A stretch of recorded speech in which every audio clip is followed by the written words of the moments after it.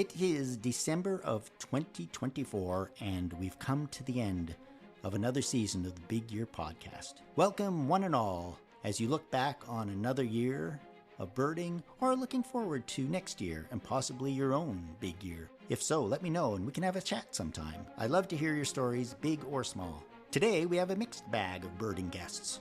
Over the year, I recorded a few short conversations with birders I've met on my travels, and I'll have a preview of some of the guests we will be meeting early in Season 3. But before we get to that, one of the birders' stories that we have yet to really get into is today's guest. I've been wanting to talk to him and let him tell his story, and a few of you have asked if he could come on the show and be a guest. But he's been busy birding and doing his own podcast, and it's been tough to get him to commit to chatting with us. Part of the reason it's been so hard is that he is me.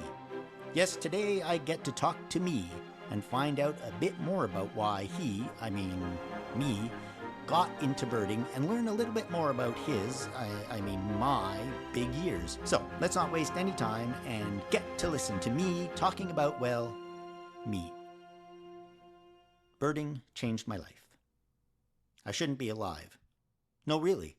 I shouldn't have survived. You see, I was born in 1960 with multiple birth defects and now live with a laundry list of chronic conditions for which only modern medicine has kept me alive and mostly well all these many years. I spent the first 51 years of my life flitting along, thinking many times I had found my passion: magician, escape artist, photographer, cyclist, baseball, videographer, rock balancer. In short, the Dos Equis guy, as one of the Toronto Blue Jays players called me during spring training of 2019. In 2011, I was not a birder. I would not even have qualified as a bird watcher. I was, I guess, a casual observer and photographer of birds, but that all changed in November when Sue tricked me into seeing the movie The Big Year. She was a birder, but didn't tell me it was about birds. The movie starred Owen Wilson, Jack Black, and Steve Martin. I thought it was going to be a buddy movie, a road movie, like Planes, Trains, and Automobiles. But birds? Big years? Who knew there was a contest to see the most birds? As I said, I've always liked birds and photographed them, but the only bird names I really knew were cardinal, blue jay, and oriole, mostly because they are the emblems on baseball uniforms. Otherwise, I didn't really care what the bird's name was, just whether it was nice to look at or photograph. Big Year listing changed all that. Now there was a reason to take the step from photographer to birder. There were lists to be made, records to be broken, other birders to compete with. As the movie played out, my obsession built. The scene in the movie that turned me from a normal, average human being to an overly obsessive, compulsive, well, I really was already obsessive compulsive, but I didn't know that, birder, was the montage scene on Attu. I wanted to do that. I wanted to be there. The idea that you could go out and make a great big long list of birds, seeing and identifying new ones nearly every day, everywhere and anywhere for one full year is what sent me over the edge. I knew I had the personality traits of all three of those intrepid birders depicted in the movie. I knew I would be not just a bird watcher, not just a birder, but an extreme birder, a lister. Some people say that with derision. Then during the final credits of the Big Year movie, the Guster song, This Can All Be Yours, played as photos of all the birds Owen Wilson's character saw that year were shown on the screen. I was transfixed, and by the time I left the theater, I knew I had finally found my true passion, the one thing that was missing from my life: birding! Of course, as you know, it was not just everyday bird watching I craved, but chasing, listing, traveling to see the birds. Birding combined with my love of photography and the natural world. I then listened to Mark O'Massic's book about the 1998 Big Year featuring Al Leventon, Greg Miller, and Sandy Comito, men after my own obsessive heart. In Comito, I found a kindred spirit. Like Sandy, I didn't just want to see birds, I wanted to see all the birds. Like Sandy, I obsessively go after goals. For example, when I saw the movie Houdini as a kid and watched Houdini hanging upside down, escaping from a straitjacket, I knew I had to one day do that, and eventually performed the escape while bungee jumping at Ontario Place. I once saw a man at a fair balancing rocks in impossible configurations, and I obsessively spent 2 years becoming one of the best rock balancers in the world. When I finished listening to the audiobook, I was committed. Well, perhaps should have been committed, Sue might say, to experience as much of the real big year as I could possibly afford. I had no money and a full-time job working for the Toronto Blue Jays, but what made my baby big year possible was a number of work-related trips to Nevada, Florida, Michigan, and British Columbia. I had already booked a trip to San Francisco to see the Mythbusters in January, so I was off to a good start before I even decided to do the big year. And all those trips earned me enough air miles to book more trips to Alaska, California, Texas, and Arizona. I also kept my expenses to a minimum by eating lots of cheap fast food and spending a number of nights sleeping in my car. Though I never did eat Friskies cat food mixed with cold soup, but that's another story. I went on the internet and read everything I could find on birding and big years. I read lots of big year birder blogs and read about all the attempts to break Sandy Comito's record. But before I could try it for myself, I first had to learn to be a birder. And with the help of Sue, Aunt Birds, eBird, Flarba, Narba, and a host of birders I met in the field along the way, I began my journey. I set out to do something it seemed no one else had ever attempted, to begin birding with no experience and do an ABA rookie big year. For 366 days, luckily it was a leap year, I was a bird watcher possessed, chasing birds from the Dry Tortugas to Denali National Park and from San Francisco to St. Mary's, Newfoundland. Along the way, there were times when I was standing in the middle of a field on a swelteringly hot July afternoon in Texas with sweat snaking down my legs and dripping into my shoes, asking myself what the heck was I doing? And I had to keep myself from getting discouraged. I even almost died of heat exhaustion chasing a fork-tailed flycatcher outside of Orlando. But there were also the times when I was jubilant with the triumph of finding the one bird I was searching for after hours of scanning trees or ponds or empty fields. The day I decided to attempt a big year, 300 species seemed like a good enough goal, one I could reach birding in Ontario and wherever I traveled to for work. By the end of January, I was hooked and knew that this quest had become bigger than I imagined and more important to me than I ever could have thought possible. My guides in San Francisco that first week in January told me I really couldn't call it a big year if I didn't go to Alaska and Texas and Arizona. I had no plans to do that, but it was the near impossibility of seeing 600 birds that pushed me into booking that trip to Alaska and to travel to Arizona 5 times and Texas on 4 occasions, to the Florida Keys, the Dry Tortugas, and the rice fields of Louisiana, to Newfoundland in July and California in January and September.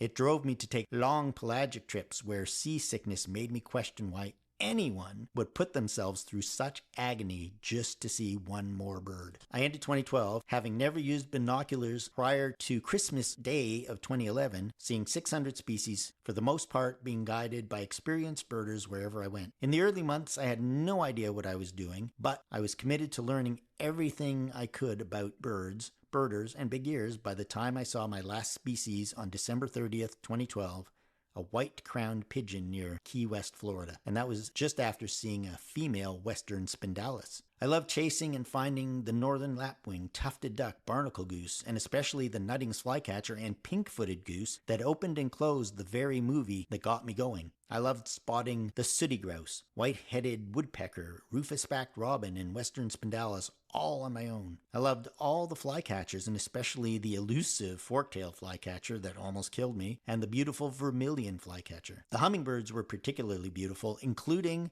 the plain-capped starthroat I saw at Ash Canyon Bed and Breakfast, and the Allens I saw in a backyard in Connecticut. But my favorite bird of the year, not just for its rarity and beauty, but for the satisfaction of finding it, had to be the elegant trogon. I had looked for it on 2 occasions up in the Carrie Nation Trail in Madeira Canyon in Arizona, without success. On my last day in Arizona, one was reported in my favorite birding spot, Patagonia Lake State Park. I rushed over there and had about 3 hours to find it before I had to drive back to Tucson to catch a flight. I walked the stream bed for nearly the entire 3 hours when I turned my head at the exact right time to find the bird not 10 feet right in front of my nose. Neither of us spooked.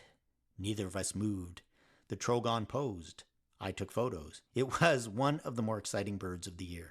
My final birding trip of the 2012 big year was to Cape May, New Jersey, to find a dovekie. On the hour-and-a-half ferry ride from Lewis, Delaware, I was treated to an amazing show of gannets and scoters. I enjoyed just watching the birds so much, it didn't really matter that, as the sun set on my first big year, I didn't even see the dovekie. What mattered, it turned out, was that I never gave up. What mattered was that after 12 months of chasing and being there for the bird, just seeing the birds that were there to see on the ferry and at the beach in Cape May was satisfaction enough. I know that for most of the year I was inaccessible to friends, coworkers, and family who must have thought I was out of my mind to just pick up one day and devote myself to a single-minded goal at their expense. Especially Sue, who had to put up with this obsession for 366 days herself. In the end, though, I had no regrets, and I learned and saw so much and accomplished more than I set out to do after the day birding changed my life. Yes, there is a cost, both in your bank account and in your personal life, that goes along with this kind of quest, but it's worth every dollar spent, every day spent in the field, and in my case, all those nights spent sleeping in my car. Well, thanks, me, for telling us a bit more about me. Even I need a break from me once in a while, so let's visit with some of the other birders I met along the way in 2024, beginning with Mitch Doucette.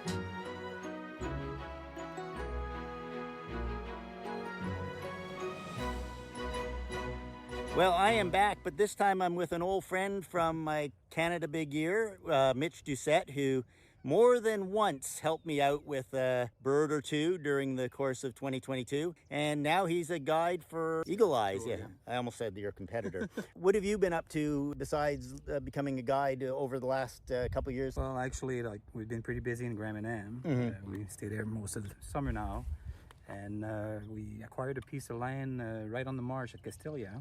Wow. So I'm preparing that right now for like some kind of a nice sanctuary. I'm building a blind right now, so I'm about 80% done on the blind. I'm missing the roof and one wall, but basically all the birders will be welcome. It'll be ready by the fall at least. All the shorebird shows up. Yeah. Well, that's exciting. It's fun to run into a few birders. Tomorrow, of course, is it the yellow-nosed or albatross? Yeah, I think it's like the Atlantic yellow-nosed albatross that's been spotted twice already from the Digby Ferry. Almost as rare as the Steller Sea Eagle. Yeah, it's only like the second sighting. We had one back in, I can't remember, I think it was the 80s or 90s. It's actually here in Dieppe. That might be actually more rare than the Steller Sea Eagle. Yeah, is that one for us, yeah. Is that one gone? It's still in Newfoundland as far as I know, but it hasn't been reported in months, probably weeks at least. And I'm going there for the whole month of June pretty much. So I hope it's back. And it's that would around, be an exciting bird can for go your tour group, wouldn't it? Yeah, for sure. It'd be like the third time for me.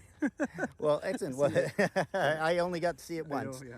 Well, thank you for adding a little color to my my day. I've been doing this all by myself for the last 4 days and sleeping in the back of my car. I'm not very a social person, so I don't want to spend whole days with people, but I love running into people I know for 10, 15 minutes at a time, especially if they can spot a bird for me. That's always helpful. Well, I came for one bird and I got it there. So. Well, the marsh wren, excellent. Yeah. And I got that on my local patch in Brantford a couple days ago.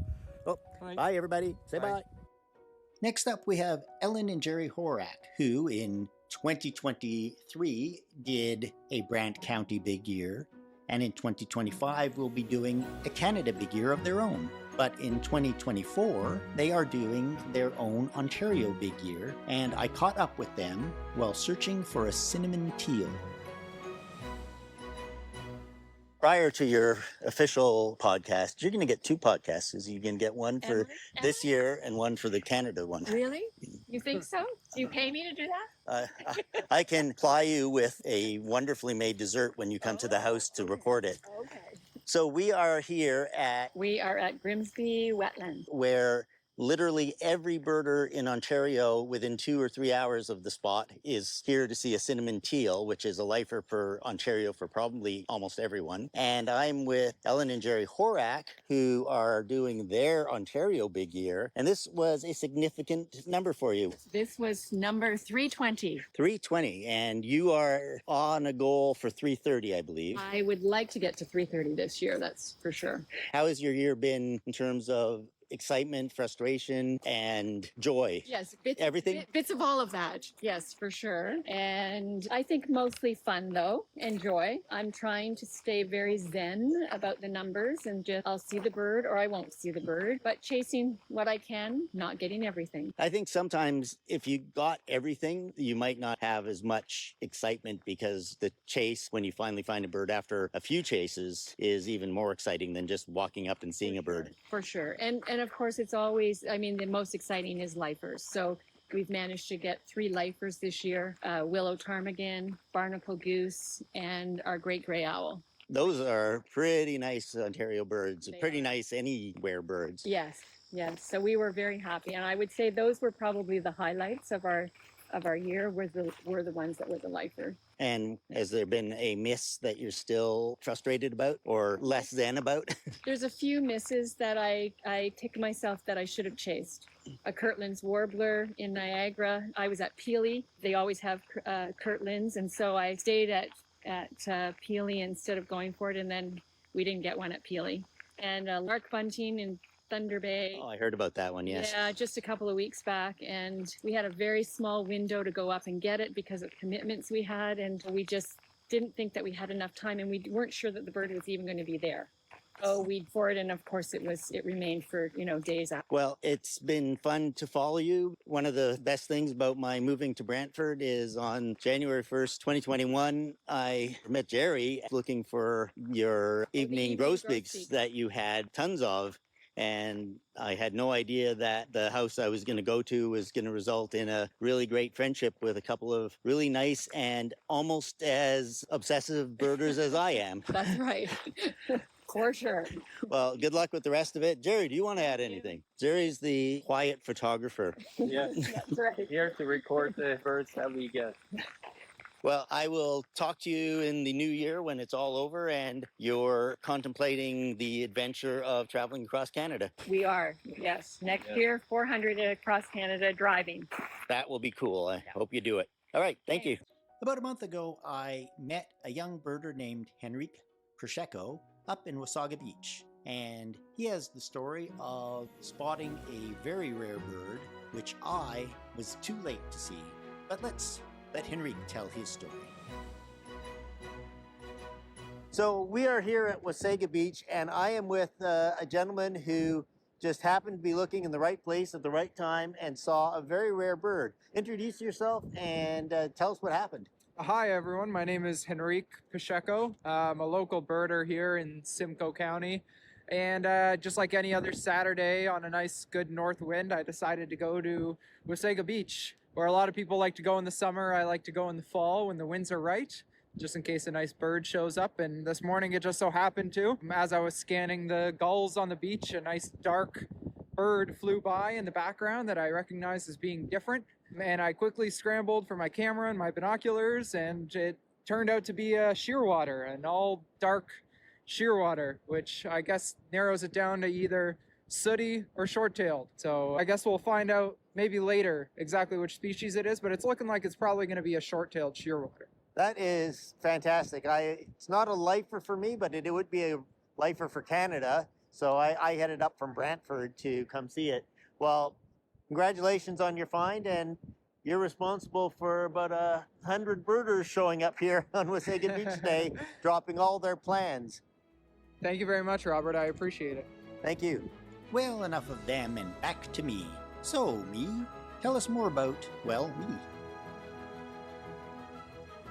Since 2012, I have birded all around North America, Central and South America, both on my own and with Sue. In 2016, another leap year, and let me tell you, if you're going to do a big year, try to do it during a leap year, because you never know what that extra day might bring. Anyway, in 2016, as video coordinator for the Toronto Blue Jays, I would be traveling with the Major League Baseball team on all their road trips, which would take me all over North America. In addition, Sue and I also had a trip to Panama via Florida in January, so it was time for, yes, another big year. A true North American big year, if you will. During the baseball season, it was great fun filling my days in cities all over the US before heading to the ballpark, finding and listing birds every day. After the baseball season, we traveled to Texas for the Yellow Rails and Rice Festival for a chance to see, well, you guessed it, yellow rails and rice. Well, riding the rice picking combine as the yellow rails flushed up in front of us. If you haven't been, it's a great event, loads of fun with like-minded bird nerds like us. We finished by traveling around the Rio Grande Valley, and on December 27th, yes, we spent Christmas Day in Texas in a hotel eating Ritz crackers for dinner. We had a rare 4 kingfisher day. We began with the obvious green-belted and ringed kingfishers and ended the day seeing a rare Amazon kingfisher on the ABA side of the Rio Grande River near Laredo.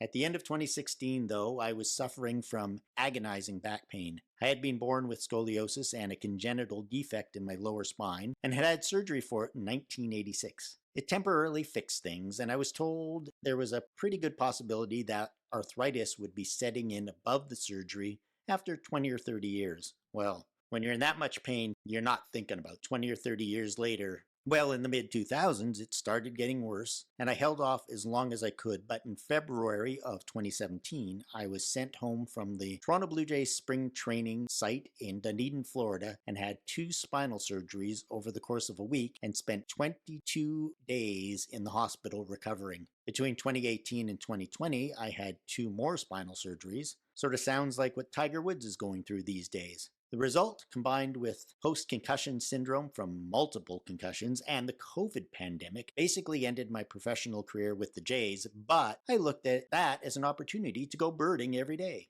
In December of 2020, Sue and I moved to Brantford, Ontario, where I did a Brant County Big Year in 2021. The big year bug had bitten me again. Since 2012, I have birded all around North America, and by the end of 2021, I was approaching 700 species for the official ABA list. I had always wanted to join the 700 Club, not that one, the birding one, and it was near the tail end of COVID, and I was itching for a new adventure. Had it not been for travel restrictions, I might have spent my time and money chasing rarities throughout the ABA area. Instead, I was mostly birding at home in Ontario, and it didn't look good for international travel anytime soon, so lower 48 rarities would have to wait. Canada was open, mostly, and I had not yet birded in all the provinces and territories. I figured now that I was officially retired from 40 years as videographer for the Toronto Blue Jays and had time and some money on my hands, I would see the country and bird in as many places as my health, time, and money would allow me to get to. Somewhere along the line during my planning, I was suddenly committed to doing a Canada Big Year. Sue wanted me committed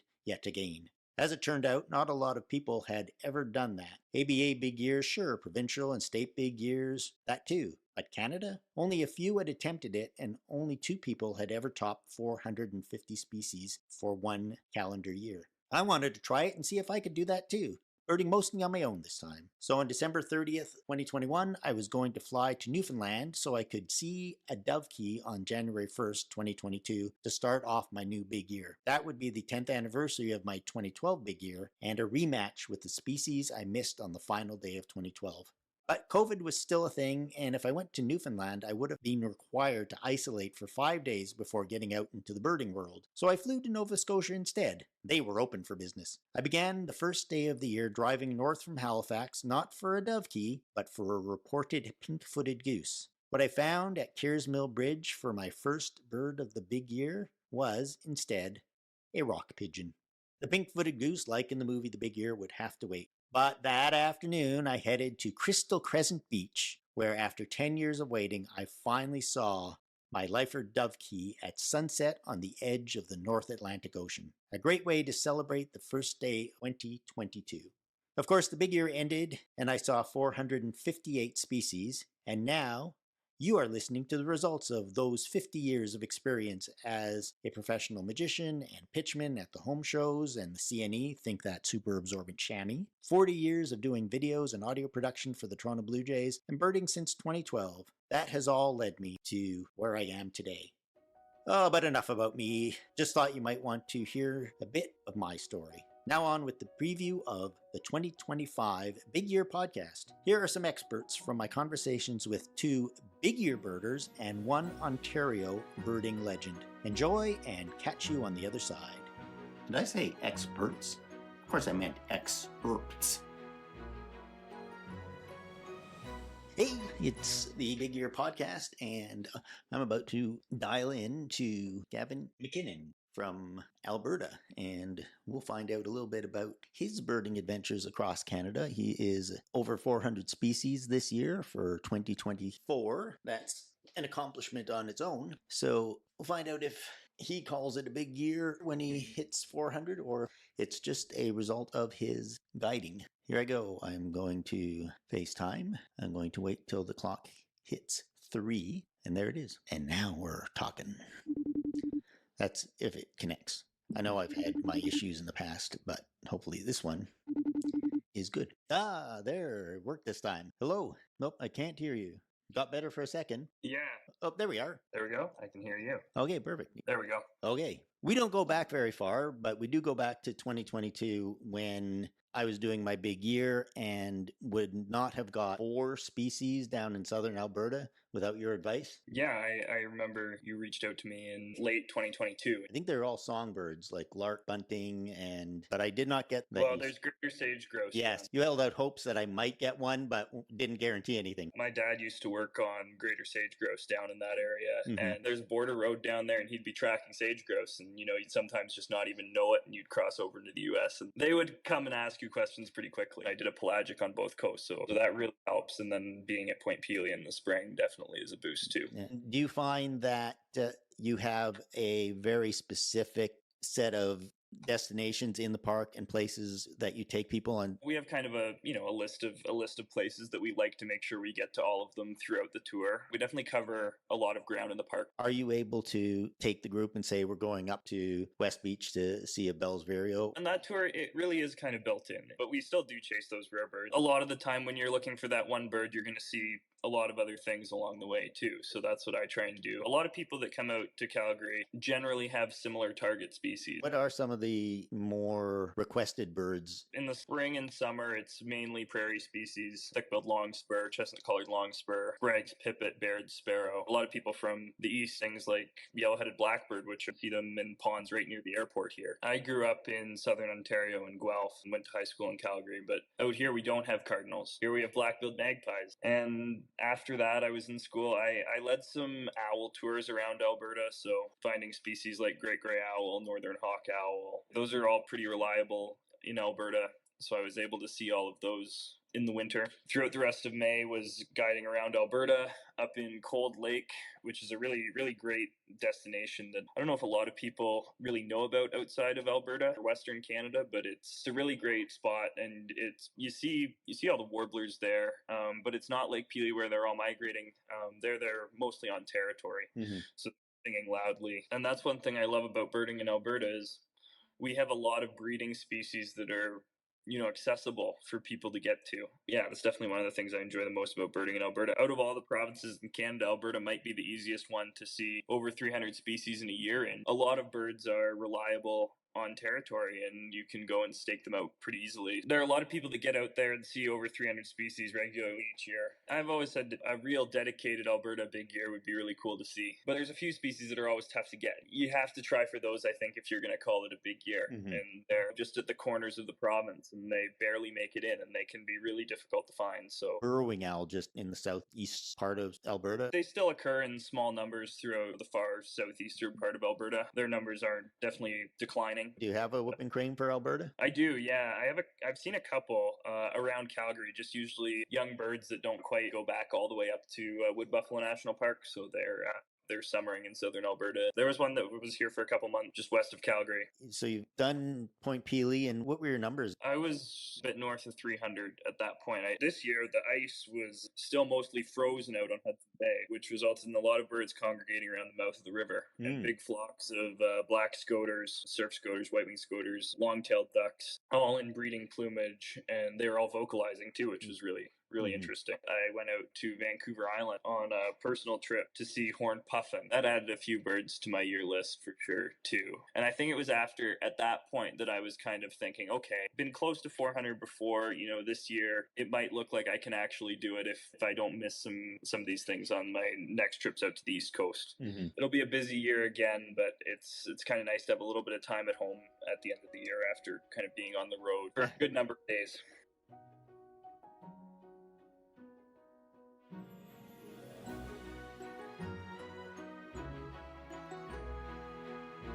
Next up, we will be talking to Jean Iron.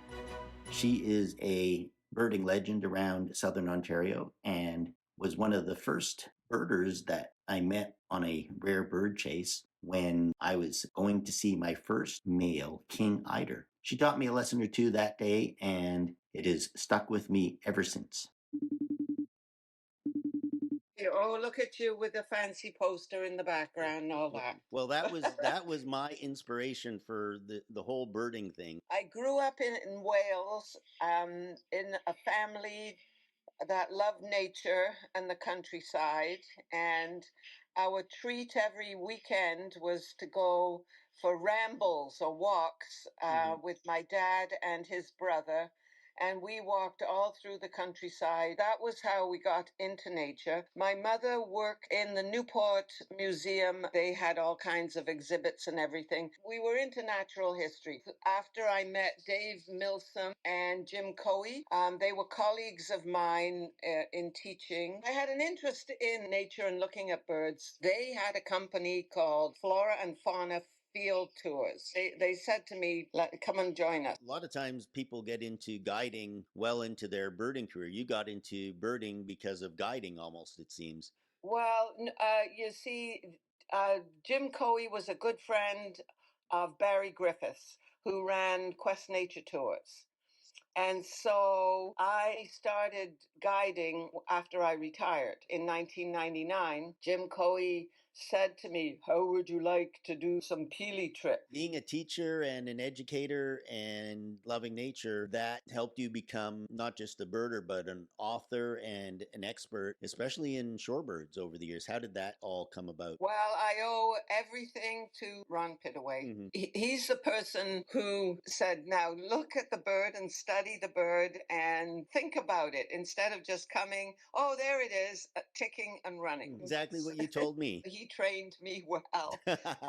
So the inspiration was from him. He loved shorebirds. He loved gulls. He loved all birds and knew so much about every single species. It rubbed off on me, I think. Ron got my interest, and then you just fall in love with them.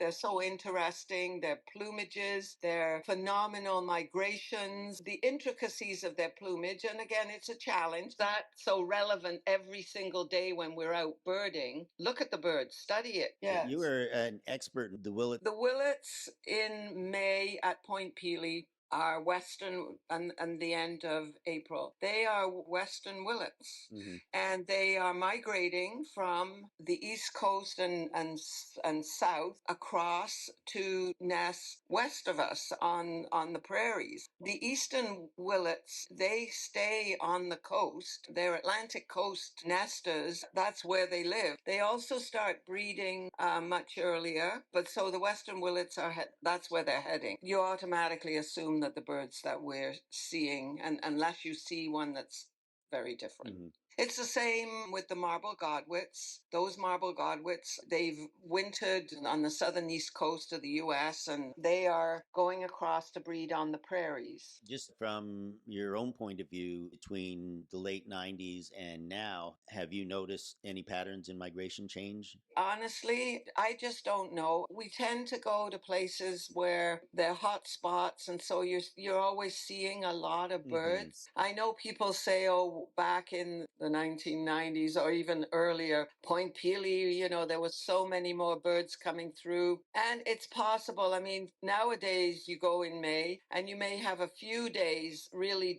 good days of fallout.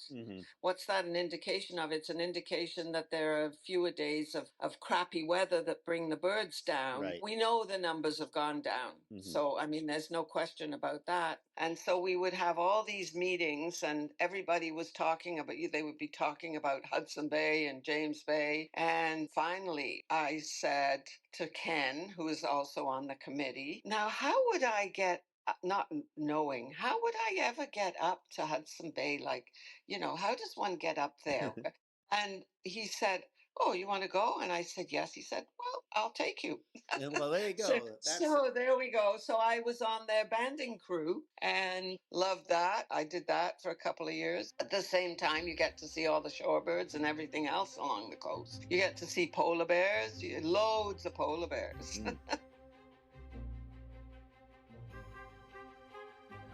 And to round out the rest of the show, it's time to meet Robert and Natasha Fontaine, big ear birders from Florida. But it's Natasha who has an interesting story to tell because she was named ABA Artist of the Year in 2024, and her painting of the golden-winged warbler That's if we can get a good connection. Sometimes when I'm calling in to my guests, technology isn't always my friend, and sometimes it takes a little bit to get going.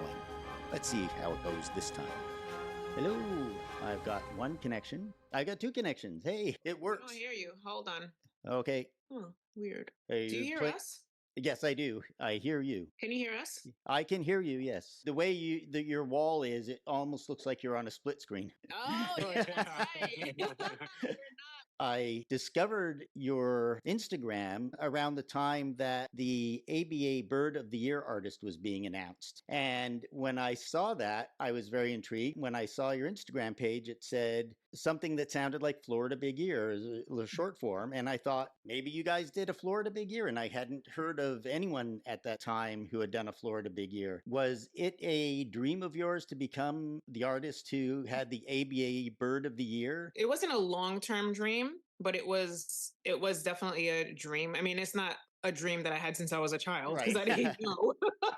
So that's why I'm saying like it wasn't a long-term dream in that sense, but it was a dream because I always every single year I would see the ABA Bird of the Year artist and I would always wonder like, oh my gosh, these artists are so lucky. How do they get to do this? And I would just like keep doing my artwork and Mhm. everything on my own for my own self with the thought in mind of like maybe one day that'll be me. Mhm.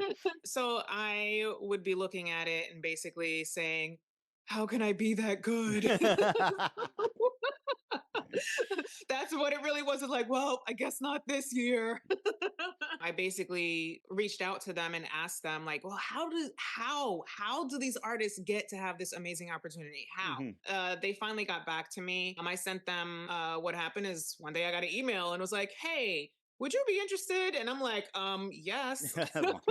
Exclamation point! Exclamation point! So let's get to your story, Robert. Where did you get your inspiration for birding? I've always been a nature nut. I've always had various interests in some form of biology and wildlife. First, it started with fish and fishing, and then it went to reptiles and amphibians, then carnivorous plants, and then senior year of college, I took ornithology class, and that was 2010. So that's when it all started to snowball. We just started dating just a few months before our big year started, actually. Wow. It's funny because I was talking about that with someone and we were talking about seeing gulls in landfill sites and places like that. And I commented, probably many a first date has happened in Yeah. one of those think that's- dumpsters parking Yeah, lots. that's a great first date. Let's go to the dump and look at gulls. Was it quite like that, or was it maybe a few days after you met? We met on a birding trip. So, Okay.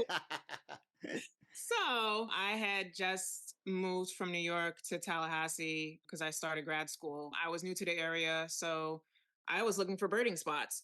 Just like I don't know this area, so let's see where we can bird. So I joined the local Audubon chapter and would go on their field trips, Mhm. and that's where we met. Our mutual friend was leading the trip and had finally gotten me to go to anything Audubon. It's Oh big yeah, year. so we met October 2019, and Yeah. then mid-January of 2020 is when we decided to do the big year. Yeah. I had been wanting to do one for several years, and then we met, and then I told her about that aspiration, and pretty much it was kind of, well, let's just do it. Yeah, I was chasing audio. So I was like, I had just started, I was now getting more comfortable with North Florida. So I was like, all right, like, for example, I wanted to get, better audio recordings of Swallowtail Kite. So I had taken a road trip down to Corkscrew Swamp to see if I can get recordings of them down there. And, I was going like, now I was kind of like leaving the area of Tallahassee little bit by little, chasing audio. We had a spreadsheet of all of our species and various stats. And one of them was species that we only got in other people's yards. That's the only place we got the bird for the year. Speaking of Larry Manfredi, I've talked to so many people and no one seems to be able to do a big year without passing through Larry Manfredi's backyard for shiny cowbird. we birded with Larry several times. But he got you the shiny cowbird. Yeah. I've had my first one was in his backyard. We happen to be right near one of the biggest red-cockaded woodpecker populations in the world. And I think the only things we had to really, for regular occurring birds, that we had to make special efforts for were mangrove cuckoo, Yep. Mhm. black whiskered vireo, and barn owl. I'm assuming that you had some good fallouts. I love fallout stories. An awe-inspiring experience for you. I was on the other side of the state in Melbourne, got a banana quit for that day, and then drove over to Fort DeSoto as part of my like loop back up north, and it was a fallout. And yeah, it was incredible. 1,000 indigo buntings on the ground, like you said. There was one point where there's like this like bench set up behind some trees, and I think there were over 10 male painted buntings on the ground.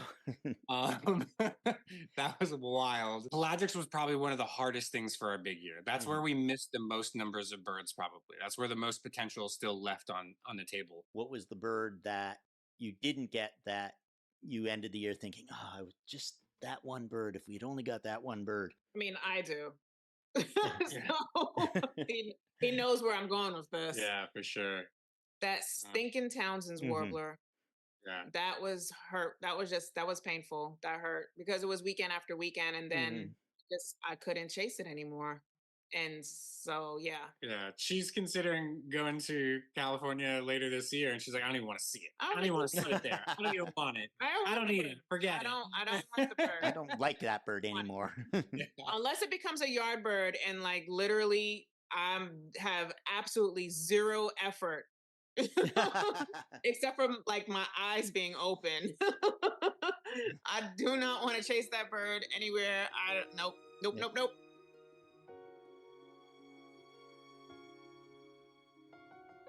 Well, there you have it. Thank you so much for joining me each month on this birding adventure. And now I just have one small favor to ask. Please share this podcast with all your birding friends. Please follow and comment as well. The more ears I have on this tiny little show, the faster it can grow and continue into 2025 and beyond. I need your help. If you enjoy, please like and share and subscribe, as they say on the YouTubes. Perhaps I'll even eventually be able to offer a video podcast, as well as some other fun and perhaps even educational and entertaining content. In the meantime, enjoy your winter birding wherever you are, unless wherever you are is in Australia. Then have a great summer. Again, thank you, each and every one of you. You and you and you, and especially you in the back there, I can see you, for making this adventure so amazing for me. I'm sure some of you are or know someone who is doing a big year in 2025. And whether it's you or a friend or a family member, I'd love to talk to you or them. Well, I'm off to do some winter birding myself and spend the next couple of months working on my book, The Trans-Canada Jay Highway, and a few other more interesting things that I'm sure I'll share along the way. Anyway, I need a little break from listening to me, myself, so hear me next in March of 2025. Goodbye, so long, and happy birding!